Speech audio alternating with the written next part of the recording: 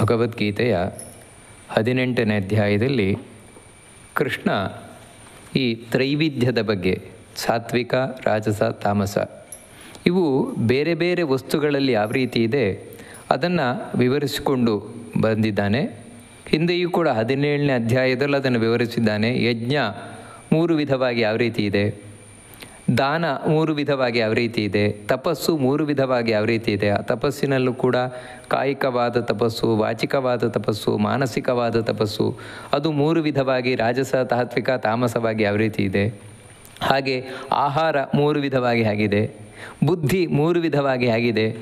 ಇದನ್ನೆಲ್ಲ ತಿಳಿಸ್ಕೊಂಡು ಬಂದ. ಮತ್ತು ಈ 18ನೇ ಅಧ್ಯಾಯದಲ್ಲಿ ಕರ್ಮ 3 ವಿಧವಾಗಿ ಯಾವ ರೀತಿ ಇದೆ, ಆ ಕರ್ಮ ಮಾಡುವ ಕರ್ತೃಗಳಲ್ಲಿ 3 ವಿಧವಾಗಿದೆ. ಇದನ್ನೆಲ್ಲ ತಾನು ತಿಳಿಸ್ಕೊಂಡು ಬಂದ. ಇದು ಎಷ್ಟು ಹೇಳಿದರೂ ಮುಗಿಯುವಂಥದ್ದಲ್ಲ. ಅದಕ್ಕೆ ಇವಾಗ ಒಟ್ಟಿಗೆ ತಾನು ಕ್ರೋಢೀಕರಣವನ್ನು ಮಾಡ್ತಾ, ಅಂದರೆ ಒಟ್ಟುಗೂಡಿಸಿ ಕೃಷ್ಣ ಹೇಳ್ತಾನೆ, ನತದಸ್ತಿ ಪೃಥಿವ್ಯಾಂ ವಾ ದಿವಿ ದೇವೇಶು ವಾ ಪುನಃ ಸತ್ವಂ ಪ್ರಕೃತಿಜೈರ್ಮುಕ್ತೈ ಯದೇಭಿಸ್ಯಾತ್ರಿಭಿರ್ಗುಣೈ. ನೋಡು ಅರ್ಜುನ, ನಿನಗೆ ಒಂದೇ ಮಾತಲ್ಲಿ ಹೇಳಬೇಕು ಅಂತ ಹೇಳಿದರೆ, ಪೃಥಿವ್ಯಾಂ ದಿವಿ ದೇವೇಶು ವಾ ಪುನಃ ಅಂತ ಹೇಳಿದರೆ, ಈ ಭೂಮಿಯಲ್ಲಿರಬಹುದು, ಅಥವಾ ಸ್ವರ್ಗದಲ್ಲಿರಬಹುದು, ಅಥವಾ ದೇವತೆಗಳಲ್ಲಿರಬಹುದು. ಯಾವುದೇ ಜೀವನಲ್ಲಿ, ಅಂದರೆ ಈ ಭೂಮಿಯಲ್ಲಿ ಸ್ವರ್ಗದಲ್ಲಿ ಇರುವಂತಹ ಯಾವುದೇ ಜೀವರಾಶಿಗಳಲ್ಲಿರ್ಬೋದು, ಎಲ್ಲ ಜೀವರಾಶಿಗಳಲ್ಲೂ ಕೂಡ ಏಭಿ ಪ್ರಕೃತಿಜೈ ತ್ರಿಭಿ ಗುಣೈ ಮುಕ್ತಂ, ಈ ಪ್ರಕೃತಿಯಿಂದ ಉಂಟಾದ 3 ಗುಣಗಳು ಯಾವುದು, ಸಾತ್ವಿಕ, ರಾಜಸ, ತಾಮಸ, ಈ 3 ಗುಣಗಳು, ಇದು ಪ್ರಕೃತಿಯಿಂದ ಉಂಟಾದದ್ದು, ಅತ್ಯಂತ ಸೂಕ್ಷ್ಮವಾಗಿರುವಂತಹದ್ದು. ಈ 3 ಗುಣಗಳಿಗಿಂತ, ಅಂದರೆ ಈ 3 ಗುಣದಿಂದ ಬಿಡುಗಡೆ ಹೊಂದಿರುವಂತಹ ಯಾವುದೇ ಒಂದು ಜೀವಜಾತವನ್ನು ಈ ಭೂಮಿಯಲ್ಲಾಗಲಿ ಅಥವಾ ನೀನು ಸ್ವರ್ಗದಲ್ಲಾಗಲಿ ಕಾಣಲಿಕ್ಕೆ ಸಾಧ್ಯ ಇಲ್ಲ ಅಂತ ಹೇಳ್ತಾನೆ. ಅಂತ ಹೇಳಿದರೆ ಈ 3 ಗುಣಗಳ ಪ್ರಭಾವ, ಈ 3 ಗುಣಗಳ ಬಂಧನ ಎಲ್ಲ ಕಡೆ ಇದ್ದೇ ಇದೆ. ಇಲ್ಲಿ ಒಂದೇನು ಗಮನಿಸಬೇಕಾದದ್ದು ಅಂತ ಹೇಳಿದರೆ, ಕೃಷ್ಣ ಇಲ್ಲಿ ಹೇಳಬೇಕಾದರೆ ದಿವಿ ಪೃಥಿವ್ಯಾಂ ದೇವೇಶು ಅಂತ ಹೇಳ್ತಾ ಇದ್ದಾನೆ. ಭೂಮಿಯಲ್ಲಾಗಲಿ, ಸ್ವರ್ಗದಲ್ಲಾಗಲಿ, ದೇವತೆಗಳಲ್ಲಾಗಲಿ, ಮನುಷ್ಯರಲ್ಲಾಗಲಿ. ಅದೇ ರೀತಿ ಸತ್ವಂ ಅಂತ ಹೇಳಿದರೆ ಜೀವಜಾತ, ಜೀವಗಳ ಸಮೂಹ ಇಲ್ಲ ಅಂತ. ಯಾಕೆ ಇದನ್ನು ಹೇಳ್ತಾ ಇದ್ದಾನೆ ಅಂತ ಹೇಳಿದರೆ, ಇದು ಯಾಕೆ ಕೃಷ್ಣನ ಅಭಿಪ್ರಾಯ ಏನು ಅಂತ ಹೇಳಿದರೆ, ಇವಾಗ ಯಾರು ಮುಕ್ತಿಯಲ್ಲಿದ್ದಾರೆ, ಭಗವಂತನ ಲೋಕದಲ್ಲಿದ್ದಾರೆ, ಅವರು ಈ 3 ಗುಣಗಳ ಬಂಧನಕ್ಕೊಳಗಾಗಿಲ್ಲ ಅಂತ ತಿಳಿಸ್ಲಿಕ್ಕೆ. ಅವರಿಗೆ ಈ 3 ಗುಣಗಳ ಕಟುಬಂಧನ ಇಲ್ಲ, ಅದರಿಂದ ಬಿಡುಗಡೆ ಹೊಂದಿರುವವರು, ಅವ್ರು ತ್ರಿಗುಣಾತೀತರಾಗಿರುವಂಥವರು. ಅದಕ್ಕೆ ಅವರನ್ನು ಬಿಟ್ಟು ಲೆಕ್ಕಾಚಾರ ಮಾಡಬೇಕು ಅಂತ ಹೇಳಲಿಕ್ಕೋಸ್ಕರ ಭೂಮಿಯಲ್ಲಿ, ಸ್ವರ್ಗದಲ್ಲಿ, ದೇವತೆಗಳಲ್ಲಿ, ಮನುಷ್ಯರಲ್ಲಿ ಅಂತ ಹೇಳ್ತಾ ಇರೋದು. ಅಂತ ಹೇಳಿದರೆ ಇವರೆಲ್ಲರಲ್ಲೂ 3 ವಿಭಾಗ ಇದ್ದೇ ಇದೆ. ದೇವತೆಗಳಲ್ಲಿಯೂ ಕೂಡ ಸಾತ್ವಿಕ, ರಾಜಸ, ತಾಮಸ ಅಂತ, ಅಂದರೆ ಇದು ಸೂಕ್ಷ್ಮವಾಗಿ ನಾವು ನೋಡೋದಾಗಿದ್ರೆ, ಅಂದರೆ ಈ 3 ಗುಣಗಳ ಪ್ರಭಾವ ಅನ್ನೋದೇನಿದೆ, ಇದು ಮೇಲು ನೋಟಕ್ಕೆ ಎಷ್ಟು ಕಾಣ್ತದೆ ಅಷ್ಟೇ ಅಲ್ಲ. ಅಂದರೆ ಮೇಲು ನೋಟಕ್ಕೆ ಯಾವ ರೀತಿ ಅಂದರೆ, ಸಾಮಾನ್ಯವಾಗಿ ಈ ಜೀವನನ್ನು ಯಾವ ರೀತಿ ವಿಂಗಡಣೆ ಮಾಡುವುದು ಅಂತ ಹೇಳಿದ್ರೆ, ದೇವತೆಗಳು ಸಾತ್ವಿಕರು ಅಂತ, ದೇವತೆಗಳೆಲ್ಲ ಸಾತ್ವಿಕರು, ಮನುಷ್ಯರು ರಾಜಸರು, ಇನ್ನು ದೈತ್ಯರು ಮುಂತಾದವರೆಲ್ಲ ತಾಮಸರು, ಹೀಗೆ ವಿಭಾಗವನ್ನು ಮಾಡುವಂಥದ್ದು. ಇಲ್ಲಿ ಒಂದೇನು ಅಂತ ಹೇಳಿದ್ರೆ, ಸಾತ್ವಿಕ ಅಂತ ಹೇಳಿದ್ರೆ ಯಾವುದು ನಮ್ಮನ್ನು ಮೇಲಕ್ಕೆ ಏರಿಸ್ತದೆ, ಜ್ಞಾನವನ್ನು ನಮಗೆ ತಂದುಕೊಡುತ್ತದೆ, ಮೇಲಕ್ಕೆ ಏರಿಸ್ತದೆ, ಉದ್ಧಾರ ಮಾಡುತ್ತದೆ, ಅಂತಹ ಗುಣ ಸಾತ್ವಿಕ ಗುಣ. ರಾಜಸ ಗುಣ ಅಂತ ಹೇಳಿದರೆ ಯಾವುದು ಮತ್ತೆ ನಮ್ಮನ್ನಲ್ಲಿ ಸಿಲುಕಿಸ್ತದೆ, ಅದು ರಾಜಸ ಗುಣ. ತಾಮಸ ಗುಣ ಅಂತ ಹೇಳಿದರೆ ಯಾವುದು ನಮ್ಮನ್ನು ಕೆಳಕ್ಕೆ ತಳ್ಳುತ್ತದೆ, ಕೆಳಕ್ಕೆ ತಗೊಂಡೋಗಾಗ್ತದೆ, ನರಕಾದಿಗ ಅನರ್ಥಗಳಲ್ಲಿ, ಕಷ್ಟದಲ್ಲಿ ಸಿಲುಕಿಸ್ತದೆ, ಅದು ತಾಮಸ ಗುಣ. ಹೀಗೆ ಸಾತ್ವಿಕ, ರಾಜಸ, ತಾಮಸ ಅಂತ ಇದು ಮೇಲು ನೋಟಕ್ಕಿರುವಂಥದ್ದು. ಆದರೆ ಇದನ್ನು ಸೂಕ್ಷ್ಮವಾಗಿ ನಾವು ನೋಡ್ತಾ ಹೋದರೆ, ಪ್ರತಿಯೊಂದು ವಸ್ತುವಿನಲ್ಲಿಯೂ ಕೂಡ ಈ 3 ಗುಣಗಳು ಯಾವ ರೀತಿ ಬೆರೆತು ನಿಂತಿವೆ ಅಂತ ಹೇಳೋದಾಗಿದ್ದರೆ, ಇವಾಗ ದೇವತೆಗಳು ಸಾತ್ವಿಕರು ಅಂತ ಹೇಳ್ತೇವೆ. ಆದರೆ ಆ ಸಾತ್ವಿಕರಾದ ದೇವತೆಗಳಲ್ಲಿ ಮತ್ತೆ 3 ವಿಭಾಗ ಇದೆ. ಸಾತ್ವಿಕರಲ್ಲಿ, ಅಂದರೆ ಸಾತ್ವಿಕರಾದ ದೇವತೆಗಳಲ್ಲಿ ಸಾತ್ವಿಕರಾದ ದೇವತೆಗಳು, ರಾಜಸವಾದ ದೇವತೆಗಳು, ತಾಮಸವಾದ ದೇವತೆಗಳು, ಇದು ಸಾತ್ವಿಕರಲ್ಲೇ ಇರುವ ವಿಭಾಗ. ಇನ್ನೇನು ತಾಮಸವಾದ ದೇವತೆಗಳು ಅಂತ ಹೇಳಿದ ಕೂಡಲೇ ಕೆಟ್ಟವರು ಅಂತ ತಿಳ್ಕೊಳ್ಬೇಡಿ. ಮತ್ತೇನು ಅಂದರೆ ಒಳ್ಳೆಯವರಲ್ಲೇ ಇರುವ ವಿಭಾಗ ಯಾವ ರೀತಿ ಅಂತ ಹೇಳಿದ್ರೆ, ಇವಾಗ ಒಂದು ಮಾವಿನ ಹಣ್ಣನ್ನು ಫಸ್ಟ್ ಗ್ರೇಡ್ ಅಂತ ತೆಗೆದುಹಾಕ್ತೇವೆ. ಇದು ಫಸ್ಟ್ ಕ್ಲಾಸ್ ಹಣ್ಣು ಅಂತ ತೆಗೆದುಹಾಕ್ತೇವೆ. ಇದು ಮೀಡಿಯಮ್ ಕ್ವಾಲಿಟಿಯಿಂದ ತೆಗೆದುಹಾಕ್ತೇವೆ. ಇದು ಲೋ ಕ್ವಾಲಿಟಿಯಿಂದ ತೆಗೆದುಹಾಕ್ತೇವೆ. ಆ ಫಸ್ಟ್ ಕ್ವಾಲಿಟಿಯಿಂದ ಯಾವುದನ್ನು ತೆಗೆದುಹಾಕಿದ್ದೇವೆ ಅದರಲ್ಲಿ ಮತ್ತೆ ನಾವು ವಿಭಾಗ ಮಾಡಬೇಕು ಅಂತ ಹೇಳಿದರೆ, ಮತ್ತೆ ಇದರಲ್ಲಿಯೂ ಕೂಡ ಈ ಫಸ್ಟ್ ಕ್ವಾಲಿಟಿಯಲ್ಲೂ ಕೂಡ ಇದು ವೆರಿ ಬೆಸ್ಟ್ ಅಂತ ಮತ್ತೆ ನಾನು ವಿಭಾಗವನ್ನು ಮಾಡ್ತೇವಲ್ವ. ಆ ರೀತಿ ಇಲ್ಲಿ ದೇವತೆಗಳೆಲ್ಲರೂ ಸಾತ್ವಿಕರೇ, ಆದರೆ ಆ ಸಾತ್ವಿಕರಾದ ದೇವತೆಗಳಲ್ಲಿ ಮತ್ತೆ ವಿಭಾಗವನ್ನು ಹೇಳ್ಕೊಂಡು ಹೋಗ್ತಾರೆ. ಯಾವ ರೀತಿ ಅಂದರೆ, ಇವಾಗ ಉದಾಹರಣೆಗೆ ಹೇಳೋದಾಗಿದ್ದರೆ ಪಿತೃಗಳು, ಗಂಧರ್ವರು ಮುಂತಾದವರೆಲ್ಲ ದೇವತೆಗಳಲ್ಲಿಯೇ ಅವರು ತಾಮಸರು. ವಾಸ್ತವಿಕವಾಗಿ ಅವರಲ್ಲಿ ಸಾತ್ವಿಕ ಗುಣವೇ ಹೆಚ್ಚಿದೆ, ಆದರೆ ಸ್ವಲ್ಪ ಅವರಲ್ಲಿ ತಾಮಸರು ಅಂತ ಕರೆಯುವಂಥದ್ದು. ಇನ್ನು ಈ ಮುನಿಗಳಲ್ಲೇನಿದ್ದಾರೆ, ಋಷಿಮುನಿಗಳೆಲ್ಲ ಇವರು ದೇವತೆಗಳಲ್ಲೇ ಸೇರ್ತಾರೆ, ಆದರೆ ಇವರು ದೇವತೆಗಳಲ್ಲಿ ರಾಜಸರಾಗಿರುವಂಥವ್ರು. ಅಂದರೆ ಇವರು ಸಾತ್ವಿಕ ರಾಜಸರು. ಹಿಂದೆ ಹೇಳಿದಂತಹ ಗಂಧರ್ವರು ಮುಂತಾದವರೆಲ್ಲ ಸಾತ್ವಿಕರಲ್ಲಿ ತಾಮಸರವರು. ಇನ್ನು ಸಾತ್ವಿಕರಲ್ಲಿ ಸಾತ್ವಿಕರಾದವರು ಅಂದರೆ ಇದೇನು ಅಂತ ಹೇಳಿದ್ರೆ, ನಾವು ಮೈನ್ಯೂಟಾಗಿ ವಿಭಾಗ ಮಾಡ್ಕೊಂಡು ಹೋದರೆ ಸಾತ್ವಿಕರಲ್ಲಿ ಸಾತ್ವಿಕರು ಯಾರು ಅಂತ ಹೇಳಿದ್ರೆ ದೇವತೆಗಳು, ಬ್ರಹ್ಮಾದಿ ದೇವತೆಗಳು ಸಾತ್ವಿಕರಲ್ಲಿ ಸಾತ್ವಿಕರು. ಮತ್ತೆ ಈ ಸಾತ್ವಿಕರಲ್ಲಿ ಸಾತ್ವಿಕರಾದ ದೇವತೆಗಳೇನಿದ್ದಾರೆ ಮತ್ತೆ ಅವರಲ್ಲಿ ವಿಭಾಗ ಮಾಡ್ಕೊಂಡು ಹೋದ ಅಂದರೆ, ಈ ವಿಭಾಗ ಅನ್ನುವುದು ಈ ಸಾತ್ವಿಕ ರಾಜಸ ತಾಮಸ ಅನ್ನುವುದು ಎಷ್ಟು ಮೈನ್ಯೂಟ್ ಆಗಿದೆ ಅಂತ ಹೇಳುವುದನ್ನು ತಿಳಿಸ್ಲಿಕ್ಕೋಸ್ಕರ ಇದು ಹೇಳುವಂಥದ್ದು.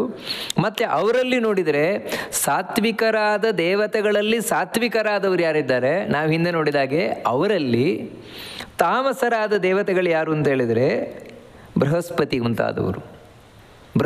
ಮುಂತಾದವರು ಸಾತ್ವಿಕ ತಾಮಸ ದೇವತೆಗಳು. ಆಮೇಲೆ ಈ ಇಂದ್ರಾದಿ ದೇವತೆಗಳೇನಿದ್ದಾರೆ ಇವರು ಸಾತ್ವಿಕ ರಾಜಸ ದೇವತೆಗಳು. ಇನ್ನು ಬ್ರಹ್ಮಾದಿ ದೇವತೆಗಳಂದರೆ ಬ್ರಹ್ಮನಿಂದ ಹಿಡಿದು ಶಿವನ ತನಕ ಇವರು ಸಾತ್ವಿಕ ದೇವತೆಗಳು. ಅಂದರೆ ದೇವತೆಗಳು ಸಾತ್ವಿಕರು, ಅವರಲ್ಲಿ ಮತ್ತೆ ನಾವು ಕ್ಲಾಸಿಫಿಕೇಶನ್ ವಿಭಾಗ ಮಾಡಿದರೆ ಅವರಲ್ಲಿ ಸಾತ್ವಿಕವಾಗಿ ದೇವತೆಗಳು ಬರ್ತಾರೆ. ಆ ದೇವತೆಗಳನ್ನು ಮತ್ತೆ ವಿಭಾಗವನ್ನು ಮಾಡಿದರೆ ಅವರಲ್ಲಿ ಸಾತ್ವಿಕರಾಗಿ ಬರುವವರು ಯಾರು ಅಂತ ಹೇಳಿದ್ರೆ ಬ್ರಹ್ಮಾದಿ ರುದ್ರಾಂತ ದೇವತೆಗಳು. ಮತ್ತು ಇವರಲ್ಲಿ ಮತ್ತೆ ವಿಭಾಗ ಮಾಡಿದರೆ ಅಂದರೆ ಇದು ಎಷ್ಟು ಸೂಕ್ಷ್ಮವಾಗಿದೆ ಅಂತ, ಅತ್ಯಂತ ಮೈನ್ಯೂಟಾದ ವಿಭಾಗ. ಇದು ಯಾವ ರೀತಿ ಇರ್ತದೆ ಅಂತ ಹೇಳಿದ್ರೆ, ಇವರಲ್ಲಿ ಇವಾಗ ಶಿವ ಏನಿದ್ದಾನೆ, ಶಿವ ಸಾತ್ವಿಕ ತಾಮಸ ದೇವತೆ. ಅಂದರೆ ಸಾತ್ವಿಕ 3 ಇದೆ, ಸ್ವಲ್ಪ ತಾಮಸ. ಅಂದರೆ ಇದೇನು ಅಂತ ಹೇಳಿದ್ರೆ ತಾಮಸ ಅಂತ ಹೇಳಿದ್ರೆ ಲೆಕ್ಕ ಇಲ್ಲ, 0.00000.1% ಅಂತ ಹೇಳ್ತೇವಲ್ವ, ಆ ರೀತಿ ಅಷ್ಟೇ. ಇನ್ನು ಸಾತ್ವಿಕ ರಾಜಸ ದೇವತೆಗಳು ಯಾರು ಅಂತ ಹೇಳಿದರೆ ಅವರಲ್ಲಿ ಸರಸ್ವತಿ ಭಾರತಿ ಇವರು. ಇನ್ನು ಸಾತ್ವಿಕ ಈ ದೇವತೆಗಳು ಯಾರು ಅಂತ ಹೇಳಿದರೆ ಬ್ರಹ್ಮದೇವರು, ವಾಯುದೇವರು. ಅಂದರೆ ಹೀಗೆ ಇದು ಇಷ್ಟು ಸೂಕ್ಷ್ಮವಾದ ವಿಭಾಗ ಇದೆ. ಮನುಷ್ಯರಲ್ಲಿಯೂ ಕೂಡ ಅಷ್ಟೇ. ಮನುಷ್ಯರಲ್ಲಿಯೂ ಈ ರೀತಿ ನಾವು ನೋಡ್ತಾ ಹೋದರೆ ಮನುಷ್ಯರು ಅಂದರೆ ರಾಜಸರು ಅಂತ ನಾವು ತಿಳ್ಕೊಂಡಿದ್ದೇವೆ. ಆದರೆ ರಾಜಸರಲ್ಲಿ ಮತ್ತೆ 3 ವಿಭಾಗ ಇದೆ. ಸಾತ್ವಿಕರು ಅಂದರೆ ರಾಜಸರಲ್ಲಿ ಸಾತ್ವಿಕರು, ರಾಜಸರಲ್ಲಿ ತಾಮಸರು, ಈ ರೀತಿ ಇದೆ. ಯಾರು ಈ ರಾಜಸರಲ್ಲಿ ಸಾತ್ವಿಕರು ಯಾರು ಅಂತ ಹೇಳಿದರೆ, ಯಾರು ಈ ಮನುಷ್ಯರ ಪೈಕಿ ಮೋಕ್ಷಕ್ಕೆ ಹೋಗ್ತಾರೋ ಅವರೆಲ್ಲರೂ ಕೂಡ ರಾಜಸರಲ್ಲಿ ಸಾತ್ವಿಕರಾಗಿರುವಂಥವ್ರು. ಮೋಕ್ಷಕ್ಕೆ ಹೋಗುವವರೆಲ್ಲರೂ, ನೀವು ಬೇಕಿದ್ರೆ ಬ್ರಾಹ್ಮಣರನ್ನ ಇಟ್ಕೊಳ್ಳಿ, ಕ್ಷತ್ರಿಯರನ್ನು ಇಟ್ಕೊಳ್ಳಿ, ವೈಶ್ಯರನ್ನು ಇಟ್ಕೊಳ್ಳಿ, ಶೂದ್ರನನ್ನು ಇಟ್ಕೊಳ್ಳಿ, ಇವಾಗ ಚಾಂಡಾಲನಾಗಿ ಹೊಲೆಯನಾಗಿ ಹುಟ್ಟಿರ್ಬೋದು, ಅವನು ಇಟ್ಕೊಳ್ಬೋದು. ಯಾರು ಇವರೆಲ್ಲ ಭಗವದ್ ಭಕ್ತರಾಗಿದ್ದಾರೆ, ವಿಷ್ಣುವಿನಲ್ಲಿ ತಾವು ಸರ್ವೋತ್ತಮ ಅಂತ ಭಕ್ತಿಯನ್ನು ಮಾಡ್ತಾ ಇದ್ದಾರೆ, ಅವರೆಲ್ಲರೂ ಈ ರಾಜಸರಲ್ಲಿ ಸಾತ್ವಿಕರಾಗ್ತಾರೆ. ಇವರಲ್ಲಿ ಮತ್ತೆ ವಿಭಾಗ ಇದೆ. ನೀವು ನೋಡ್ಕೊಂಡು ಹೋದರೆ ಈ ರೀತಿ ಈ ವಿಭಾಗವನ್ನು ಶಾಸ್ತ್ರಗಳಲ್ಲಿ ತುಂಬ ಹೇಳ್ಕೊಂಡು ಹೋಗ್ತಾರೆ. ಇದೆಲ್ಲ ಏನು ಅಂತ ಹೇಳಿದ್ರೆ, ಒಟ್ಟಿಗೆ ಈ ರಾಜಸ ಸಾತ್ವಿಕ ತಾಮಸ ಅನ್ನುವಂಥದ್ದು ಎಲ್ಲ ಕಡೆಯೂ ಕೂಡ ತಾನು ಹೆಣೆದುಕೊಂಡಿದೆ. ಅದನ್ನು ಬಿಟ್ಟು ಈ ಜಗತ್ತಿನಲ್ಲೊಂದು ಇಲ್ವೇ ಇಲ್ಲ, ಯಾವ ವಸ್ತು ಇಲ್ವೇ ಇಲ್ಲ ಅಂತ ಕೃಷ್ಣ ತಿಳಿಸ್ತಾ ಇದ್ದಾನೆ. ಇದರಿಂದ ಏನಾಯಿತು ಅಂತ ಹೇಳಿದ್ರೆ, ಇದು ತ್ರಿಗುಣಾತ್ಮಕವಾದ ಪ್ರಪಂಚ ಅಂತ ಹೇಳುವುದು ಸಿದ್ಧವಾಯಿತು. ತ್ರಿಗುಣಾತ್ಮಕವಾಗಿದೆ. ಮತ್ತೇನು ಅಂದರೆ ಇದನ್ನೇ ನಾವು ಬಂಧನ ಅಂತ ಕರೆಯುವುದು. ಸಂಸಾರ ಬಂಧನ. ಬಂಧನ ಅಂದರೆ ಈ 3 ಗುಣಗಳಿಂದಲೇ ಬಂಧಿಸಲ್ಪಡ್ತಾ ಇರುವಂಥದ್ದು ವ್ಯಕ್ತಿ. ಪ್ರತಿಯೊಂದು ಕಡೆಯೂ ಬಂಧನ ಇದೆ. ಕಡೆಗೆ ಎಲ್ಲಿವರೆಗೆ ಅಂತ ಹೇಳಿದ್ರೆ ಈ ಬಂಧನ ಹೊರಗೆ ಮಾತ್ರ ಅಲ್ಲ, ಒಳಗೆ ಒಂದು ಹಸಿವೆಯಲ್ಲಿಟ್ಕೊಳ್ಳಿ ಬಂಧನ ಇದೆ, ಬಾಯಾರಿಕೆಯಲ್ಲಿ ಬಂಧನ, ನಿದ್ರೆಯಲ್ಲಿ ಬಂಧನ ಇದೆ. ದೇವಿ ಮಹಾತ್ಮೆಯಲ್ಲಿ ಸ್ಪಷ್ಟವಾಗಿ ಆ ದೇವಿ ಸರ್ವಭೂತೇಷು ನಿದ್ರಾರೂಪೇಣ ಸಂಸ್ಥಿತ ನಮಸ್ತಸ್ಯೇ ನಮಸ್ತಸ್ಯೇ ನಮಸ್ತಸ್ಯೇ ನಮೋ ನಮಃ. ಒಂದು ನಿದ್ರೆ 3 ವಿಧವಾಗಿದೆ: ರಾಜಸವಾದ ನಿದ್ರೆ, ತಾಮಸವಾದ ನಿದ್ರೆ, ಸಾತ್ವಿಕವಾದ ನಿದ್ರೆ. ಅದೇ ರೀತಿ ಒಂದು ಹಸಿವು ತಗೊಳ್ಳಿ: ಯಾ ದೇವಿ ಸರ್ವಭೂತೇಷು ಕ್ಷುಧಾರೂಪೇಣ ಸಂಸ್ಥಿತ. ಸಾತ್ವಿಕ, ರಾಜಸ, ತಾಮಸ 3 ವಿಧವಾದಂತಹ ಹಸಿವು. ಇದೆಲ್ಲ ದೇವಿ ಮಹಾತ್ಮೆಯಲ್ಲಿ ನಾವು ವಿಶೇಷವಾಗಿ ನೋಡ್ಬೋದು. ಅಂದರೆ ಹೀಗೆ ಆ ದೇವಿ ಸಾತ್ವಿಕ, ರಾಜಸ, ತಾಮಸ ಈ 3 ಗುಣಗಳನ್ನು ಶ್ರೀದೇವಿ, ಭೂದೇವಿ, ದುರ್ಗಾದೇವಿಯಾಗಿ ಭಗವಂತ ನಾರಾಯಣನ ಆದೇಶದಂತೆ ಜಗತ್ತನ್ನು ಬಂಧಿಸ್ತಾ ಇದ್ದಾಳೆ. ಇದನ್ನು ಇಲ್ಲಿ ಕೃಷ್ಣ ತಿಳಿಸ್ಕೊಂಡು ಹೋದ. ಈ 3 ತಿಳ್ಕೊಂಡು ನಾವು ಸಾತ್ವಿಕವನ್ನು ಆಶ್ರಯಿಸಬೇಕಾದದ್ದು, ರಾಜಸ ತಾಮಸಗಳನ್ನು ಬಿಡಬೇಕಾದದ್ದು, ಹೀಗೆ ತಿಳಿಸ್ಕೊಂಡು ಹೋದ. ಇನ್ನು ಮುಂದಿನದ್ದೇನು ಅಂತ ಹೇಳಿದರೆ, ಇಲ್ಲಿವರೆಗೆ ಕೃಷ್ಣ ಏನು ತಿಳಿಸ್ಕೊಂಡು ಬಂದ ಅಂದರೆ 2ನೇ ಅಧ್ಯಾಯದಲ್ಲಿ ಕೃಷ್ಣ ಅರ್ಜುನನಿಗೆ ಉಪದೇಶವನ್ನು ಪ್ರಾರಂಭ ಮಾಡಿದವನು ಈ 18ನೇ ಅಧ್ಯಾಯದವರೆಗೆ ಅನೇಕ ವಿಷಯಗಳ ಬಗ್ಗೆ ತಿಳಿಸ್ತಾ ಬಂದು ಈಗ ಒಟ್ಟಿಗೆ ಅದನ್ನು ಕ್ರೋಢೀಕರಣ ಮಾಡಿ, ಅಂದರೆ ಒಟ್ಟುಗೂಡಿಸಿ ಹೇಳಲಿಕ್ಕೋಸ್ಕರ ತನ್ನ ಉಪದೇಶವನ್ನು ಇನ್ನು ಮುಂದೆ ತಾನು ವಿಷಯಗಳನ್ನು ತಿಳಿಸ್ಕೊಂಡು ಹೋಗ್ತಾನೆ, ಬೇರೆ ವಿಷಯಗಳನ್ನು ತಿಳಿಸ್ಕೊಂಡು ಹೋಗ್ತಾನೆ. ಅಥವಾ ಇನ್ನೊಂದೇನಂತ ಹೇಳಿದ್ರೆ, ಹೌದು ಎಲ್ಲವೂ ಈ 3 ಗುಣಕ್ಕೆ ಒಳಪಟ್ಟಿದೆ ಅಂತ ಹೇಳಿದರೆ, 3 ಗುಣದ ಪ್ರಭಾವ ಎಲ್ಲದಕ್ಕೂ ಇದೆ ಅಂತ ಹೇಳಿದರೆ ಉದ್ಧಾರ ಆಗೋದು ಹೇಗಿದ್ರೆ ಒಬ್ಬ ವ್ಯಕ್ತಿ ಉದ್ಧಾರ ಆಗೋದು ಹೇಗೆ? ಯಾಕಂದರೆ ಎಲ್ಲರಲ್ಲೂ ಈ 3 ಗುಣ ಇದ್ದೇ ಇರ್ತದಲ್ವಾ. ಸಾತ್ವಿಕ, ರಾಜಸ, ತಾಮಸ ಗುಣ ಎಲ್ಲರಲ್ಲೂ ಇದ್ದೇ ಇರ್ತದಲ್ವಾ. ಇವಾಗ ಒಬ್ಬನಲ್ಲಿ ಬರೀ ಸತ್ವಗುಣ ಇರ್ತದೆ, ಒಬ್ಬನಲ್ಲಿ ರಜೋಗುಣ ಇರ್ತದೆ, ಒಬ್ಬನಲ್ಲಿ ತಮೋಗುಣ ಇರ್ತದೆ ಅಂತಲ್ಲ. ಮತ್ತು ಸಾತ್ವಿಕ, ರಾಜಸ, ತಾಮಸ ಈ 3 ಗುಣ ಎಲ್ಲರಲ್ಲೂ ಇದ್ದೇ ಇದೆ. ಎಲ್ಲರಲ್ಲೂ 3 ಗುಣ ಇರಬೇಕಾದ್ರೆ ಹಾಗಿದ್ರೆ ಉದ್ಧಾರ ಆಗಲಿಕ್ಕೆ ಯಾಕೆ ಸಾಧ್ಯ? ಕೃಷ್ಣ ಇಲ್ಲಿ ಹೇಳಿದ ಉಪದೇಶಗಳನ್ನೆಲ್ಲ ನಾವು ಅಳವಡಿಸಿಕೊಳ್ಳಿಕ್ಕೆ ಯಾಕೆ ಸಾಧ್ಯ? ಯಾಕಂದರೆ ನಮ್ಮಲ್ಲೂ ರಜೋಗುಣ ತಮೋಗುಣ ಉಂಟಲ್ವಾ ಅಂತ ಹೇಳಿದರೆ, ಅದಕ್ಕೆ ಕೃಷ್ಣ ಇನ್ನು ಮುಂದೆ ತಿಳಿಸ್ಕೊಂಡು ಹೋಗ್ತಾನೆ. ಬಹಳ ಸ್ಪಷ್ಟವಾಗಿ ನಾವು ಉದ್ಧಾರ ಆಗಬೇಕು, ದೇವರನ್ನು ಕಾಣಬೇಕು, ದೇವರ ಅನುಗ್ರಹ ಪಡಿಬೇಕು ಅಂತ ಹೇಳಿದರೆ ಹೇಗೆ ಸಾಧ್ಯ ಉಂಟು ಅದನ್ನು ತಿಳಿಸ್ತಾನೆ. ಬ್ರಾಹ್ಮಣ ಕ್ಷತ್ರಿಯ ವಿಷಾಂ ಶೂದ್ರಾಣಾಂಚ ಪರಂತಪ ಕರ್ಮಾಣಿ ಪ್ರವಿಭಕ್ತಾನಿ ಸ್ವಭಾವ ಪ್ರಭವೈರ್ಗುಣೈ. ಒಬ್ಬ ವ್ಯಕ್ತಿ ತಾನು ಉದ್ಧಾರ ಆಗಬೇಕು, ದೇವರ ಅನುಗ್ರಹವನ್ನು ಪಡಿಬೇಕು ಅಂತ ಹೇಳಿದರೆ, ಹಿಂದೆಯೇ ಕೃಷ್ಣ ಹೇಳಿದ್ದಾನೆ, ಸ್ವಧರ್ಮೇ ನಿಧನಂ ಶ್ರೇಯ. ಸ್ವಧರ್ಮಾಚರಣೆ, ನಮ್ಮ ಧರ್ಮ ಏನಿದೆ ಆ ಧರ್ಮವನ್ನು ಆಚರಣೆ ಮಾಡುವುದು ಮುಕ್ತಿಗೆ, ಭಗವಂತನ ಬಳಿಗೆ ಸಾಗಲಿಕ್ಕೆ ಬಹಳ ಮುಖ್ಯವಾಗಿ ಬೇಕಾಗಿರುವಂತಹದ್ದು ಅಂತ ಅದನ್ನು ಹಿಂದೆಯೂ ಸ್ಪಷ್ಟವಾಗಿ ತಿಳಿಸ್ಕೊಂಡು ಹೋಗಿದ್ದಾನೆ. ಇಲ್ಲಿ ಮತ್ತೆ ಅದನ್ನು ತಿಳಿಸ್ತಾನೆ. ಇಲ್ಲಿ ಸ್ವಧರ್ಮ ಅಂತ ಹೇಳಿದರೆ ನನಗೆ ಸಂಬಂಧಪಟ್ಟ ಧರ್ಮ, ಅದನ್ನು ಹೇಳೋದು. ಧರ್ಮ ಅಂತ ಹೇಳಿದರೆ ಇಲ್ಲಿ ಹಿಂದೂ ಧರ್ಮ ಆ ರೀತಿ ಎಲ್ಲ ಹೇಳ್ತಾ ಇರೋದು. ಮತ್ತು ಹೇಳಿದರೆ ಧರ್ಮ ಅಂತ ಹೇಳಿದರೆ ಬ್ರಾಹ್ಮಣ, ಕ್ಷತ್ರಿಯ, ವೈಶ್ಯ, ಶೂದ್ರ ಈ ರೀತಿ ಧರ್ಮ, ಅವನು ಯಾವ ಒಂದು ಹಿನ್ನೆಲೆಯಲ್ಲಿ ಬಂದಿದ್ದಾನೋ ಅದಕ್ಕೆ ಸಂಬಂಧಪಟ್ಟ ಧರ್ಮ.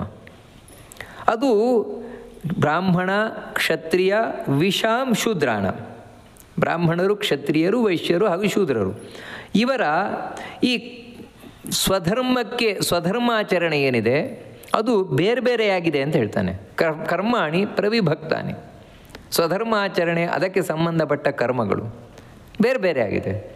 ಹೇಗೆ ಬೇರೆ ಬೇರೆ ಆಗಿದೆ ಅದು ಬಹಳ ಮುಖ್ಯವಾಗಿ ತಿಳ್ಕೊಳ್ಬೇಕಾದದ್ದಿಲ್ಲಿ. ಸ್ವಭಾವ ಪ್ರಭವೈ ಗುಣೈ. ನೋಡಿ ಇಲ್ಲಿ ಬಹಳ ಸ್ಪಷ್ಟ ಹೇಳಿದ್ದು. ವಾಸ್ತವಿಕವಾಗಿ ಹಿಂದೆ ನಾನು ಏನು ಹೇಳಿದೆ ನಿನಗೆ, ಪ್ರಕೃತಿಯಿಂದ ಉಂಟಾದ ಗುಣಗಳು ಅಂತ. ಸಾತ್ವಿಕ, ರಾಜಸ, ತಾಮಸ 3 ಗುಣಗಳು ಪ್ರಕೃತಿಯಿಂದ ಉಂಟಾದ ಗುಣಗಳು. ಈ ಪ್ರಕೃತಿಯಿಂದ ಉಂಟಾದ ಗುಣಗಳೇನಿದೆ ಇದು ಹೊರಗಿನ ಇನ್ಫ್ಲೂಯೆನ್ಸ್, ಇದು ಪ್ರಭಾವ. ಇದು ಈ ಪ್ರಾಭಾವಿಕ ಗುಣ ಏನಿದೆ ಇದು ಒಬ್ಬ ವ್ಯಕ್ತಿಯ ಸಾಧನೆಯಲ್ಲಿ ಅಷ್ಟೊಂದು ಕೆಲಸ ಮಾಡಲ್ಲ. ದೇವರನ್ನು ಕಾಣುವ ವಿಷಯದಲ್ಲಿ ಈ ಪ್ರಭಾವದಿಂದ ಉಂಟಾಗುವ, ಅಂದರೆ ಈ ಪ್ರಭಾವದ ಗುಣ ಹೇಗಂತ ಹೇಳಿದರೆ, ಇವಾಗ ಒಬ್ಬ ವ್ಯಕ್ತಿಗೆ ಸತ್ವಗುಣ ಬರ್ತದೆ ಹೇಗಂತ ಹೇಳಿದರೆ, ಇಲ್ಲಿ ಬರುವ ಸತ್ವಗುಣ ಹೇಗಂತ ಹೇಳಿದರೆ ಸಾತ್ವಿಕವಾದ ಆಹಾರದಿಂದಿರಬಹುದು, ಅಥವಾ ಅವನದ್ದು ಸಾತ್ವಿಕವಾದ ಫ್ಯಾಮಿಲಿ, ಅದಕ್ಕಾಗಿ ಅವನಿಗೆ ಆನುವಂಶಿಕತೆ ಸಾತ್ವಿಕವಾಗಿ ಬಂದಿರಬಹುದು. ಅಥವಾ ಇಲ್ಲಿ ಸಾತ್ವಿಕ ಜನರ ಸಹವಾಸ ಇರಬಹುದು, ಅಥವಾ ಅವನು ಸಾತ್ವಿಕವಾದ ವಿಚಾರಧಾರೆಗಳನ್ನು ಕೇಳ್ತಾ ಇರಬಹುದು, ಅಥವಾ ಅವನು ಸಾತ್ವಿಕವಾದ ಮಂತ್ರವನ್ನು ಜಪ ಮಾಡ್ತಾ ಇರಬಹುದು. ಇವೆಲ್ಲ ಏನು ಅಂತ ಹೇಳಿದರೆ ಅವನಲ್ಲಿ ಹೊರಗಿನಿಂದ ಸತ್ವಗುಣವನ್ನು ಬೆಳೆಸ್ತದೆ. ಅಂದರೆ ಪ್ರಾಕೃತಿಕವಾದ ಸತ್ವಗುಣ ಬೆಳೆಯುವುದು ಹೀಗೆ. ಅದೇ ರೀತಿ ಪ್ರಾಕೃತಿಕವಾದ ರಜೋಗುಣ ಅದು ಹೇಗಂತ ಹೇಳಿದ್ರೆ ಇದ್ರ ಹಾಗೆಯೇ, ಯಾರಿಗೆ ರಾಜಸ ಆಹಾರವನ್ನು ಸ್ವೀಕಾರ ಮಾಡ್ತಾನೆ, ಅದೇ ರೀತಿ ಅವನದ್ದು ರಾಜಸವಾದ ಫ್ಯಾಮಿಲಿ, ಅದರ ಆನುವಂಶಿಕತೆ ಬಂದಿದೆ, ರಾಜಸ ಜನರ ಸಹವಾಸ, ಇದೇ ರೀತಿ ತಾಮಸನಿಗೂ ಇದೇ ರೀತಿ. ಆ ರೀತಿ ಇದು ಹೊರಗಿನಿಂದ ಆಗುವಂಥದ್ದು. ಆದರೆ ನಿಜವಾಗಿಯೂ ಕೂಡ ಒಬ್ಬ ವ್ಯಕ್ತಿಯ ಸಾಧನೆಗೆ ಬೇಕಾದದ್ದು ಅಂತೇಳಿದರೆ ಸ್ವಭಾವ ಪ್ರಭವೈಹಿ ಅಂತ ಕೃಷ್ಣ ಹೇಳ್ತಾನೆ. ಅಂದರೆ ಅವನ ಸ್ವಭಾವದಿಂದ ಉಂಟಾದ ಗುಣಗಳು. ಇದು ಹೇಗಿರ್ತದೆ ಅಂತೇಳಿ ಇದಕ್ಕೆ ನಾವು ಹೇಳ್ತೇವೆ ಹುಟ್ಟು ಗುಣ ಅಂತ. ಈ ಹುಟ್ಟು ಗುಣ ಅನ್ನುವಂಥದ್ದು ಅವನೊಟ್ಟಿಗೆ ಇರುವಂಥದ್ದು. ಈ ಹುಟ್ಟು ಗುಣ ಅಂತ ಹೇಳುವುದು ಈ ಜನ್ಮದಲ್ಲಿ ಮಾತ್ರ ಬರುತ್ತೆ, ಮುಂದಿನ ಜನ್ಮದಲ್ಲಿ ಬರಲ್ಲ ಅಂತಿಲ್ಲ. ಮತ್ತು ಯಾವುದೇ ಜನ್ಮದಲ್ಲಿದ್ದರೂ ಕೂಡ ಅವನ ಸ್ವಾಭಾವಿಕವಾದ ಗುಣ ಅನ್ನೋದು ಇದ್ದೇ ಇರ್ತದೆ, ಅದು ಹೋಗುವುದಿಲ್ಲ. ಈ ಪ್ರಾಭಾವಿಕವಾದ ಗುಣ ಅದು ಬಂದು ಹೋಗ್ತಾ ಇರ್ತದೆ ಅಷ್ಟೇ. ಅಂದರೆ ಈ ಜನ್ಮದಲ್ಲಿ ಯಾವುದೋ ಒಂದು ಫ್ಯಾಮಿಲಿಯಲ್ಲಿ ಬಂದ, ಆ ಫ್ಯಾಮಿಲಿಯದ ಇನ್ಫ್ಲೂಯೆನ್ಸ್ ಇವನ್ನ ಅಂದರೆ ಆನುವಂಶಿಕತೆ ಇತ್ತು, ಈ ಜನ್ಮ ಮುಗೀತು ಸತ್ತೋದ, ಮುಂದಿನ ಜನ್ಮದಲ್ಲಿ ಬೇರೆ ಯಾವುದೋ ಫ್ಯಾಮಿಲಿಯಲ್ಲಿ ಹುಟ್ಟು ಬಂದ, ಅವಾಗ ಆ ಫ್ಯಾಮಿಲಿಯ ಇನ್ಫ್ಲೂಯೆನ್ಸಿನ ಮೇಲೆ ಇರ್ತದೆ. ಅವಾಗ ಎಂಥದ್ದು ಆಹಾರ ತಿಂತಾನೆ, ಆ ಆಹಾರದ ಇನ್ಫ್ಲೂಯೆನ್ಸ್ ಇರ್ತದೆ. ಅದಕ್ಕಾಗಿ ಅವನಲ್ಲಿ ಚೇಂಜ್ ಆಗ್ಬೋದು, ಈ ಹೊರಗಿನ ಪ್ರಭಾವ ಚೇಂಜ್ ಆಗ್ಬೋದು. ಆದರೆ ಒಳಗಿನ ಇವನದ್ದೇನಿದೆ ಸ್ವಭಾವ ಅದು ಹಾಗೆ ಇರ್ತದೆ. ಈ ಸ್ವಭಾವದಲ್ಲೂ ಮತ್ತೆ 3 ವಿಧ ಇದೆ: ಸಾತ್ವಿಕ, ರಾಜಸ, ತಾಮಸ. ಈ 3 ವಿಧವಾದ ಸ್ವಭಾವ ಇದೆ. ಆ ಸ್ವಾಭಾವಿಕವಾದ ಗುಣ ಏನಿದೆ ಅದಕ್ಕನುಗುಣವಾಗಿ ಈ ಕರ್ಮಗಳು ಬೇರ್ಪಡಲ್ಪಟ್ಟಿದೆ ಅಂತ ಕೃಷ್ಣ ಹೇಳ್ತಾ ಇದ್ದಾನೆ. ಬ್ರಾಹ್ಮಣ, ಕ್ಷತ್ರಿಯ, ವೈಶ್ಯ, ಶೂದ್ರ ಅನ್ನುವುದೇನಿದೆ ಇವರ ಕರ್ಮಗಳು ಇದು ಸ್ವಾಭಾವಿಕವಾದ ಗುಣದಿಂದ ಬೇರ್ಪಡಲ್ಪಟ್ಟಿದೆ. ಅಂದರೆ ನಿಜವಾಗಿ ಸಾಧನೆಗೆ ಕಾರಣವಾಗಿರುವುದಿದು, ಹೊರಗಿನದ್ದಲ್ಲ ಒಳಗಿನದ್ದು. ಯಾಕಂತ ಹೇಳಿದ್ರೆ ಇವಾಗ ಒಬ್ಬ ಜೀವ, ಯಾಕಂದರೆ ಈ ಬ್ರಾಹ್ಮಣ ಅಂತ ಹೇಳುವುದು ಹೊರಗಿನಿಂದ ಬಂದದ್ದಲ್ಲ. ಕೃಷ್ಣ ಭಗವದ್ಗೀತೆಯಲ್ಲಿ ಹೇಳುವ ಪ್ರಕಾರ ಒಬ್ಬ ಬ್ರಾಹ್ಮಣ ಅಂತ ಹೇಳಿದರೆ ಅವರ ಅಪ್ಪ ಅಮ್ಮ ಬ್ರಾಹ್ಮಣ, ಅದಕ್ಕೆ ಇವನು ಬ್ರಾಹ್ಮಣ. ಆ ರೀತಿಯಲ್ಲ ಇಲ್ಲಿ ಕೃಷ್ಣ ಹೇಳ್ತಾ ಇರೋದು. ಮತ್ತೇನು ಅಂತ ಹೇಳಿದ್ರೆ ಆ ಜೀವದಲ್ಲೇ ಇರುವ ಸ್ವಭಾವ ಅದು. ಆ ಬ್ರಾಹ್ಮಣ ಅನ್ನುವಂಥದ್ದು ಜೀವದಲ್ಲಿರುವ ಸ್ವಭಾವ, ಕ್ಷತ್ರಿಯ ಅನ್ನುವಂಥದ್ದು ಜೀವದ ಸ್ವಭಾವ, ಅದು ವೈಶ್ಯ ಅನ್ನೋದು ಜೀವದ ಸ್ವಭಾವ, ಶೂದ್ರ ಅನ್ನೋದು ಜೀವದ ಸ್ವಭಾವ, ಅದು ನೇಚರ್ ಅದು. ಅದರಿಂದಾಗಿ ಇವಾಗ ಒಬ್ಬ ಬ್ರಾಹ್ಮಣ ಜೀವ ಅಂತ ಆಗಿದ್ದ ಪಕ್ಷದಲ್ಲಿ ಅವನು ಯಾವುದೇ ಜನ್ಮದಲ್ಲಿ ಬಂದರೂ ಕೂಡ ಅವನ ಕರ್ಮ ಒಂದೇ ರೀತಿ ಇರ್ತದೆ, ಅವನ ನೇಚರ್ ಒಂದೇ ರೀತಿ ಇರ್ತದೆ. ಅಂದರೆ ಕೆಲವೊಮ್ಮೆ ಹೊರಗಿನ ಪ್ರಭಾವದ ಗುಣದಿಂದಾಗಿ ಸ್ವಲ್ಪ ಹೆಚ್ಚು ಕಮ್ಮಿ ಆಗಬಹುದು, ಹೆಚ್ಚು ಕಮ್ಮಿ ಆದರೂ ಕೂಡ ಒಳಗಿನಿಂದಿದ್ದೇ ಇರ್ತದೆ. ಅದು ಹೊರಗಿನಿಂದ ಸ್ವಲ್ಪ ಹೆಚ್ಚು ಏರುಪೇರು ಆಗ್ತಾ ಇರ್ಬೋದು ಅಷ್ಟೇ. ಶೂದ್ರನು ಕೂಡ ಅಷ್ಟೇ, ಕ್ಷತ್ರಿಯನು ಕೂಡ ಅಷ್ಟೇ. ಅದರಿಂದಾಗಿ ಈ ಸ್ವಾಭಾವಿಕವಾದ ಕರ್ಮ ಹೇಗಿರ್ತದೆ ಅವನದ್ದು ಅದನ್ನು ನಾನು ನಿನಗೆ ಹೇಳ್ತೇನೆ ಅಂತ ಹೇಳ್ತಾ ಇರೋದು. ಅಂದರೆ ಇವಾಗ ಹೊರಗಿನಿಂದ ಬೇರೆ ಇರ್ಬೋದು, ಆದರೆ ಒಳಗಿನಿಂದ ಹೇಗಿರುತ್ತೆ ಅದನ್ನು ಹೇಳ್ತಾ ಇರೋದು ಕೃಷ್ಣ. ಅದಕ್ಕೆ ಇಲ್ಲಿ ಸ್ವಭಾವ ಪ್ರಭವೈಹಿ ಅಂತ ಹೇಳ್ತಾ ಇದ್ದಾನೆ. ಅಂದರೆ ಹೊರಗಿನಿಂದ ಅವನು ಬ್ರಾಹ್ಮಣರ ಫ್ಯಾಮಿಲಿಯಲ್ಲಿ ಬಂದುಬಿಟ್ಟಿದ್ದಾನೆ, ಬ್ರಾಹ್ಮಣರ ಫ್ಯಾಮಿಲಿಯಲ್ಲಿ ಬಂದಿದ್ದಾನೆ. ಅದರಿಂದಾಗಿ ಹೊರಗಿನಿಂದ ಜನವಾರ ಹಾಕ್ಕೊಂಡಿದ್ದಾನೆ ಇವನು, ಎಲ್ಲ ಸರಿಯೇ. ಆದರೆ ಏನು ಅಂತ ಹೇಳಿದ್ರೆ ಅವನ ನೇಚರ್ ಹೇಗಿದೆ, ಅವನ ನೇಚರ್ ಹೇಗಿದೆ ಅಂತ ಹೇಳಿದರೆ ನೋಡಿ, ವಾಸ್ತವಿಕವಾಗಿ ಅವನು ಎಲ್ರಿಗೂ ಶುಶ್ರೂಷೆ ಮಾಡೋದು ಅಂದರೆ ಅವನಿಗೆ ತುಂಬ ಇಷ್ಟ. ಅಂದರೆ ಇನ್ನೊಬ್ಬರಿಗೆ ತನ್ನ ಕೈಲಿ ಏನು ಸಾಧ್ಯ ಅದು ಹೆಲ್ಪ್ ಮಾಡುವ ನೇಚರ್, ಆ ಹೆಲ್ಪ್ ಮಾಡ್ತಾ ಇರೋದು ಅದು ಅಂತ ಹೇಳಿದ್ರೆ ತುಂಬ ಇಷ್ಟ ಅವನಿಗೆ. ನೋಡಿ, ಹೊರಗಿಂದ ಬ್ರಾಹ್ಮಣರ ಜಾತಿಯಲ್ಲಿ ಬಂದಿದ್ದಾನು, ಒಳಗಿನಿಂದ ಇದು ತುಂಬ ಇಷ್ಟ ಅವನಿಗೆ, ಮತ್ತು ಖುಷಿ ಅದು. ಮತ್ತು ಅದು ಹೇಳಿ ಬಂದದ್ದಲ್ಲ, ಯಾರೋ ಅವನಿಗೆ ಹೇಳಿಕೊಟ್ಟು ಬಂದದ್ದಲ್ಲ, ಮತ್ತು ನ್ಯಾಚುರಲ್ ಆಗಿ ಬಂದಿದೆ ಅವನಿಗೆ ಅದು. ಮತ್ತೇನು ಅಂದರೆ ಅದಕ್ಕೆ ಯಾವುದೇ ದುಡ್ಡು ಕಾಸು ಇಷ್ಟಪಡಲ್ಲ ಅವನು. ಮತ್ತೇನು ಅಂತ ಹೇಳಿದ್ರೆ ಇದರಿಂದ ದೇವ್ರಿಗೆ ಖುಷಿ ಆಗಲಿ ಅಂತ ಮಾಡ್ತಾನೆ. ನೋಡಿ, ಈ ರೀತಿ ಇದ್ದ ಪಕ್ಷದಲ್ಲಿ ಒಳಗಿನಿಂದ ಆ ಜೀವ ಶೂದ್ರ ಜಾತಿಯವನಾಗಿದ್ದಾನೆ. ಇಲ್ಲಿ ನಾವು ತಿಳ್ಕೊಳ್ಬೇಕಾದದ್ದೇನು ಅಂದರೆ ಕೃಷ್ಣ ಹಿಂದೆಯೇ ಹೇಳಿದ್ದಾನೆ, ಈ 4 ಜಾತಿಯು ಕೂಡ ಶ್ರೇಷ್ಠವೇ, ಇವರು ಮೋಕ್ಷಕ್ಕೆ ಹೋಗುವವರು. ಬ್ರಾಹ್ಮಣ, ಕ್ಷತ್ರಿಯ, ವೈಶ್ಯ, ಶೂದ್ರ 4 ಮೋಕ್ಷಕ್ಕೆ ಹೋಗುವವರು. ಇವರು 4 ಭಗವದ್ ಭಕ್ತರೇ ಆಗಿರ್ತಾರೆ. ಅಂದರೆ ಜೀವದಲ್ಲಿರುವ ಜಾತಿ ಇದೆ ಹೇಳ್ತಾ ಇರುವುದು, ಹೊರಗಿನ ಜಾತಿ ಅಲ್ಲ, ಜೀವದ ಜಾತಿ. ಅದರಲ್ಲಿರುವವರು 4 ಶ್ರೇಷ್ಠರೇ ಅಂತ. ಇವನು ಹೇಗಂತ ಹೇಳಿದರೆ, ಹೊರಗಿನಿಂದ ಬ್ರಾಹ್ಮಣನಾಗಿ ಬಂದಿದ್ದರೂ ಕೂಡ ಇವನ ಸ್ವಾಭಾವಿಕವಾದ ಕರ್ಮ ಯಾವುದಿರ್ತದೆ ಅಂತ ಹೇಳಿದ್ರೆ ಶೂದ್ರ ಕರ್ಮ ಆಗಿರ್ತದೆ. ನಿಜವಾಗಿಯೂ ಕೂಡ ಇವನು ಮುಕ್ತಿಯನ್ನು ಹೇಗೆ ಪಡಿತಾನೆ ಅಂದರೆ ಹಾಗೆ ಪಡಿತಾನೆ. ಆ ಶೂದ್ರ ಕರ್ಮದಿಂದಲೇ ಮುಕ್ತಿಯನ್ನು ಪಡಿತಾನೆ. ಯಾಕಂದರೆ ಅದೇ ಅವನಿಗೆ ಇಷ್ಟವಾದದ್ದು. ಯಾವತ್ತೂ ನಾವು ನಮ್ಮನ್ನು ಯಾವುದ್ರಲ್ಲಿ ತೊಡಗಿಸಿಕೊಳ್ಬೇಕು ಅಂತ ಹೇಳಿದ್ರೆ, ದೇವರ ಆರಾಧನೆಯನ್ನು ಮಾಡಲಿಕ್ಕೆ ನಮಗೆ ಯಾವ ಮಾರ್ಗ ಇಷ್ಟ ಆಗಿರ್ತದೋ ಅದನ್ನು, ಯಾಕಂದರೆ ಅವನಿಗೆ ಅದು ಸಹಜವಾಗಿ ಇಷ್ಟವಾಗಿರ್ತದೆ ಅಂಥದ್ದು. ಹೌದು, ಇದರಲ್ಲಿ ಇವಾಗ ಒಬ್ಬ ಬ್ರಾಹ್ಮಣ ಜೀವ ಆಗಿದ್ದಾನವನು ಅಂದರೆ ಇದು ಜೀವಕ್ಕೆ ಸಂಬಂಧಪಟ್ಟ ಹಾಗೆ ಅಂತ ನಾವು ತಿಳ್ಕೊಂಡಾಯಿತು. ಇದು ದೇಹಕ್ಕೆ ಸಂಬಂಧಪಟ್ಟ ಹಾಗೆ ಹೇಳ್ತಾ ಇರುವುದಲ್ಲ ಇಲ್ಲಿ ಕೃಷ್ಣ. ದೇಹಕ್ಕೆ ಸಂಬಂಧಪಟ್ಟ ಹಾಗೆ ಬರುವುದು, ಅಪ್ಪ ಅಮ್ಮ ಬ್ರಾಹ್ಮಣ ಅದಕ್ಕೆ ಇವನು ಬ್ರಾಹ್ಮಣ, ಅಪ್ಪ ಅಮ್ಮ ಶೂದ್ರ ಅದಕ್ಕೆ ಇವನು ಶೂದ್ರ, ಇದು ದೇಹಕ್ಕೆ ಸಂಬಂಧಪಟ್ಟ ಹಾಗೆ, ಇದು ಸಮಾಜ ಗುರುತಿಸ್ತಾ ಇರುವುದು. ಆದರೆ ಸಾಧನೆಗೆ ಸಂಬಂಧಪಟ್ಟ ಹಾಗೆ ಹೇಗಿರ್ತದೆ ಅಂತ ಹೇಳಿದರೆ, ಒಬ್ಬ ಬ್ರಾಹ್ಮಣ ಜೀವ ಅವನು ಹೇಗಿರ್ತಾನೆ, ಅವನ ಕರ್ಮ ಹೇಗಿರ್ತದೆ ಅದನ್ನು ಕೃಷ್ಣ ಹೇಳ್ತಾನೆ. ಶಮೋ ದಮಸ್ತಪಶೌಚಂ ಕ್ಷಾಂತಿರಾರ್ಜವಮೇವ ಚ ಜ್ಞಾನಂ ವಿಜ್ಞಾನಮಾಸ್ತಿಕ್ಯಂ ಬ್ರಾಹ್ಮಂ ಕರ್ಮ ಸ್ವಭಾವಜಂ. ಸ್ವಾಭಾವಿಕ, ಇಲ್ಲೆಲ್ಲ ಕಡೆ ಸ್ವಾಭಾವಿಕವಾದದ್ದು ಅಂತ ಸ್ಪಷ್ಟ ಹೇಳ್ತಾನೆ. ಹಿಂದಿನ ಶ್ಲೋಕದಲ್ಲಿಯೂ ಕೂಡ ಬ್ರಾಹ್ಮಣ ಕ್ಷತ್ರಿಯ ವಿಜಾಂ ಶೂದ್ರಾಣಾಂಚ ಪರಂತಪ ಅಂತ ಒಂದು ಅರ್ಜುನನನ್ನು ಕರೆದಿದ್ದ. ಪರಂತಪ ಅಂತ ಹೇಳಿದ್ರೆ ಹಿಂದಿನಿಂದಲೂ ಬಂದದ್ದು. ಅನೇಕ ಬಾರಿ ಕೃಷ್ಣ ಇದನ್ನು ಕರೆದಿದ್ದಾನೆ ಅರ್ಜುನನಿಗೆ. ಅಂದರೆ ಯಾರು ಶತ್ರುಗಳಿದ್ದಾರೆ, ಶತ್ರುಗಳಿಗೆ ತಾಪವನ್ನು ಉಂಟು ಮಾಡುವವನೇ, ನೋವನ್ನು ಉಂಟು ಮಾಡುವವನೇ ಒಂದರ್ಥ.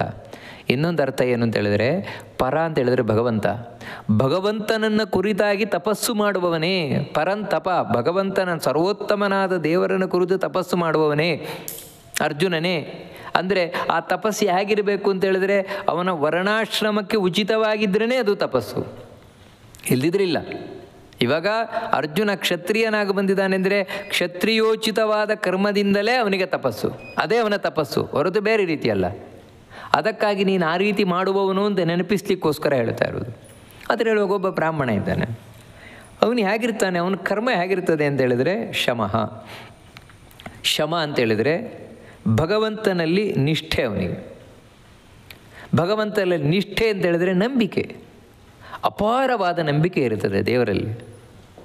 ಶಮೋ ಮನಿಷ್ಠತಾ ಬುದ್ಧಿ ಅಂದರೆ ಅವನ ಬುದ್ಧಿಯಲ್ಲಿ ಗಟ್ಟಿಯಾಗಿ ದೇವರ ಬಗ್ಗೆ, ಅಂದರೆ ರಕ್ಷತೀತ್ಯೇವ ವಿಶ್ವಾಸ, ದೇವರು ನನ್ನನ್ನು ರಕ್ಷಣೆ ಮಾಡಿಯೇ ಮಾಡ್ತಾನೆ, ಯಾವುದೇ ಕಾರಣಕ್ಕೂ ದೇವರು ನನ್ನನ್ನು ಬಿಡೋಲ್ಲ.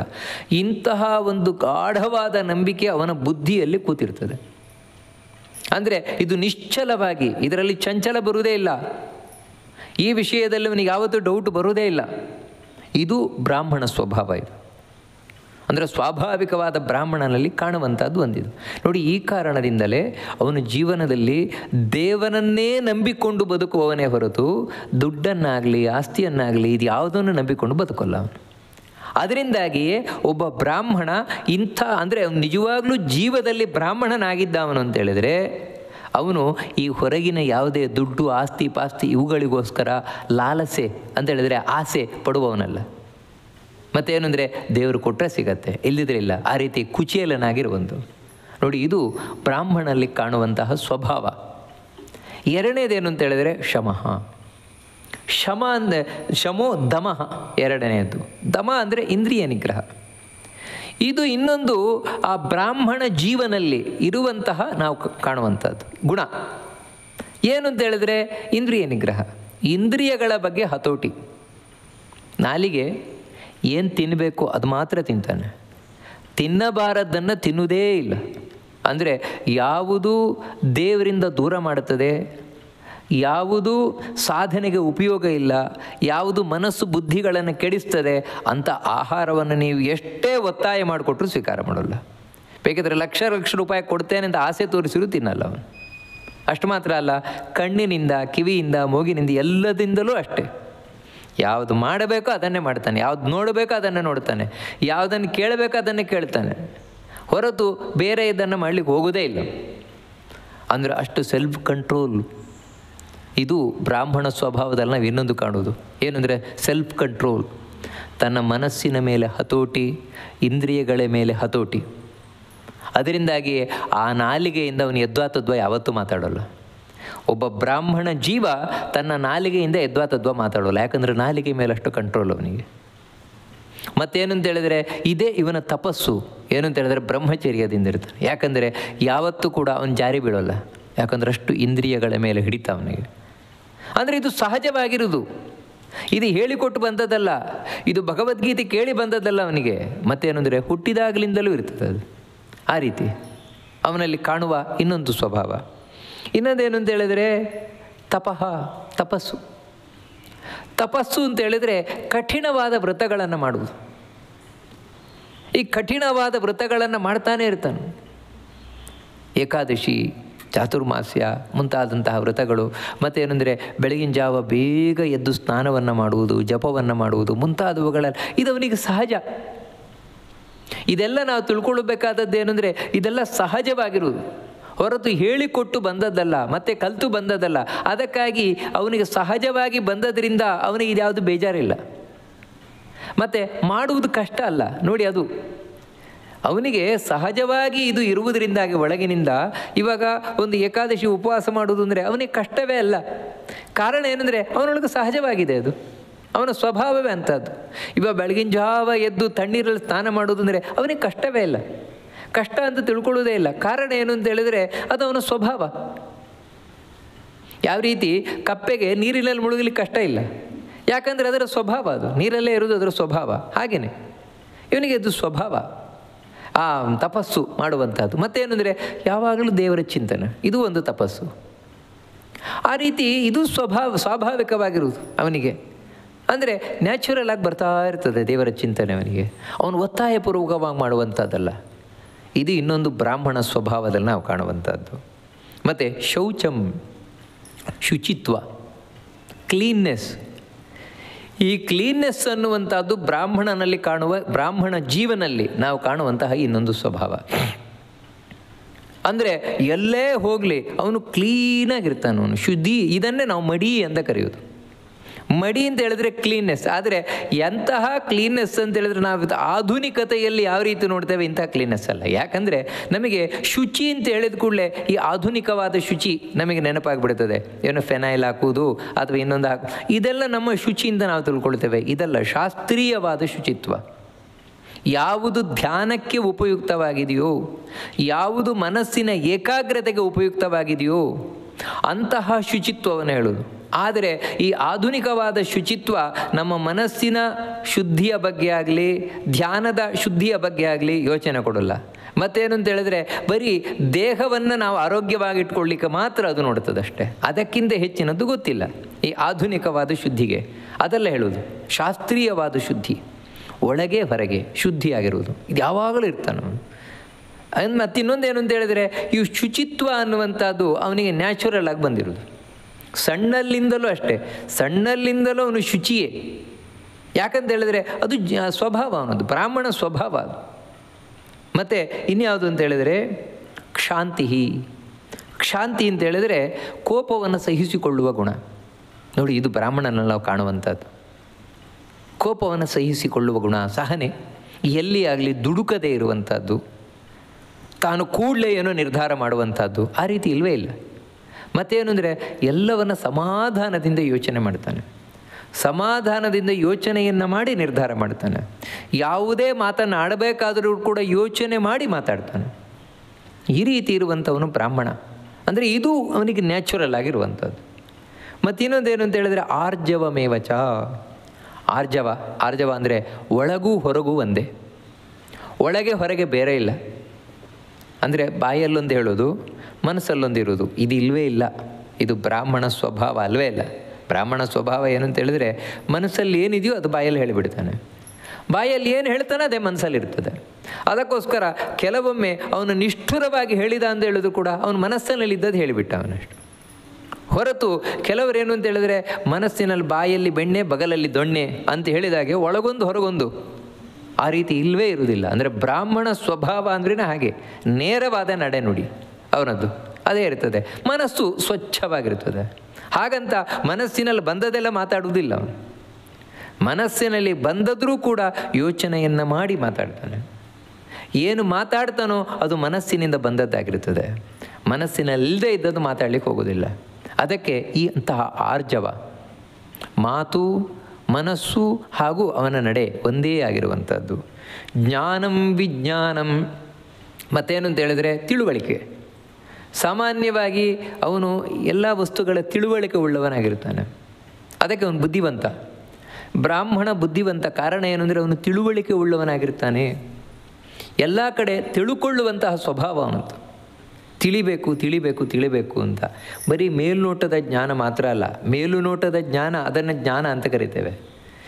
ಇನ್ನೊಂದೇನು ಅಂದರೆ ಅದರೊಟ್ಟಿಗೆ ಆಳವಾದ ಅಧ್ಯಯನ, ಅದೇ ವಿಜ್ಞಾನ. ಒಂದು ವಿಷಯದ ಆಳವಾದ ಅಧ್ಯಯನ ಅವನಲ್ಲಿರ್ತದೆ. ಅದರಿಂದಾಗಿಯೇ ಸಾಮಾನ್ಯ ಬ್ರಾಹ್ಮಣ ಪಂಡಿತರು ಅಂತ ಕರೆಯುವುದು. ಯಾಕಂತೇಳಿದರೆ ಆ ಬ್ರಾಹ್ಮಣ ಜೀವ ಯಾವುದೇ ಒಂದು ವಿಷಯವನ್ನು ಆಳವಾಗಿ ಅಭ್ಯಾಸವನ್ನು ಮಾಡ್ತಾನೆ, ಅಧ್ಯಯನವನ್ನು ಮಾಡ್ತಾನೆ. ಮೇಲುನೋಟಕ್ಕೆ ಅದನ್ನು ತಿಳ್ಕೊಳ್ತಾನೆ. ಮೇಲೆ ಏನು ಅಂತ ಗೊತ್ತದಕ್ಕೆ, ಒಳಗೆ ಹೋಗಿ ಗೊತ್ತವನಿಗೆ. ಈ ಎರಡೂ ಗೊತ್ತಿರ್ತದೆ ಅವನಿಗೆ. ಜ್ಞಾನಂ ವಿಜ್ಞಾನಂ ಎರಡೂ ಗೊತ್ತಿರ್ತದೆ. ಅಥವಾ ಜ್ಞಾನ ಅಂತ ಹೇಳಿದರೆ ಯಾವುದು ಅಂದರೆ ಶಾಸ್ತ್ರದಲ್ಲಿರುವುದು ಜ್ಞಾನ. ವಿಜ್ಞಾನ ಅಂತ ಹೇಳಿದರೆ ಏನು ಅಂದರೆ ಆ ಶಾಸ್ತ್ರದಲ್ಲಿರುವುದನ್ನು ಅನುಭವದಲ್ಲಿ ನಾನು ಕಂಡುಕೊಳ್ಳುವುದೇನಿದೆ ಅದು ವಿಜ್ಞಾನ. ಅದರಿಂದ ಏನು ಅಂದರೆ ಇವನು ಬರೀ ಶಾಸ್ತ್ರಾದಿಗಳನ್ನು ಓದುವವನು ಮಾತ್ರ ಅಲ್ಲ, ಅಂದರೆ ಬರೀ ಇವನು ಪುಸ್ತಕ ಪಂಡಿತ ಅಲ್ಲ. ಮತ್ತೇನು ಅಂದರೆ ಆ ಶಾಸ್ತ್ರದಲ್ಲಿರುವುದನ್ನು ತನ್ನ ಜೀವನದಲ್ಲಿ ಅಳವಡಿಸಿಕೊಂಡು ತಾನು ಅದನ್ನು ಅನುಭವಿಸಿದವನು. ಆ ಅನುಭವದಿಂದ ಬರುವ ಜ್ಞಾನ ಏನಿದೆ ಅದು ವಿಜ್ಞಾನ, ವಿಶೇಷವಾದ ಜ್ಞಾನ ಅಂತ. ಅಂದರೆ practical knowledge, not only theoretical knowledge. ಅದು ಮಾತ್ರ ಅಲ್ಲ, ಅಂದರೆ ಇವನಿಗೆ ಥಿಯರಿಟಿಕಲ್ ನಾಲೆಡ್ಜು ಇದೆ, ಪ್ರಾಕ್ಟಿಕಲ್ ನಾಲೆಡ್ಜು ಇದೆ, ಎರಡೂ ಇದೆ.